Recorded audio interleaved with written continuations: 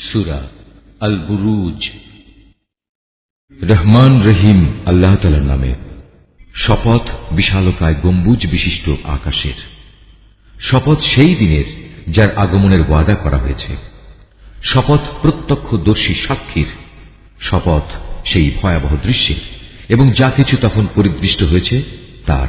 মোমেনদের জন্য খোঁড়া গর্তের মালিকদের উপর অভিসম্পাত।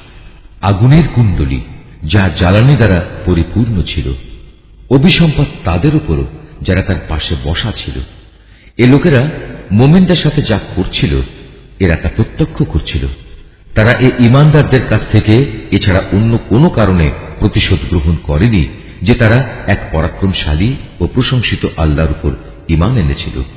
ঈমান এনেছিল এমন এক সত্তার উপর যার জন্য নিবেদিত আসমানসমূহ ও জমিনের যাবতীয় সার্বভৌমত্ব। আর আল্লাহ তাআলা তাদের সব কয়টি কাজের উপরই সাক্ষী। যারা মোমেন নরনারীদের উপর অত্যাচার করেছে এবং জঘন্য পাপ করেও কখনো তারা তওবা করেনি, অতএব তাদের জন্য রয়েছে জাহান্নামের কঠোর আযাব এবং তাদের জন্য আরো রয়েছে আগুনে জ্বলে পুড়ে যাওয়ার শাস্তি। অপরদিকে নিশ্চয়ই যারা আল্লাহ তাআলার উপর ঈমান এনেছে এবং ঈমানের দাবি অনুযায়ী ভালো কাজ করেছে তাদের জন্য রয়েছে এমন জান্নাত যার নিচ দিয়ে ঝর্ণাধারা প্রবাহিত রয়েছে। সেটাই হবে সেদিনের সবচেয়ে বড় সাফল্য। নিঃসন্দেহে তোমার মালিকের পাকড়াও হবে ভীষণ শক্ত।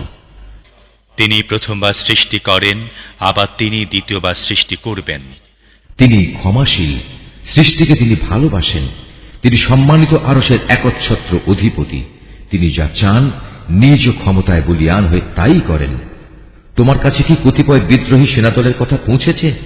ফেরাউন ও সামুদের বাহিনী, এরা কোনোদিনই সত্য বিশ্বাস করেনি, বরং তারা মিথ্যা সাব্যস্তকরণে লেগেই ছিল। অথচ আল্লাহ তাআলা এদের সব দিক থেকে ঘিরে রেখেছেন।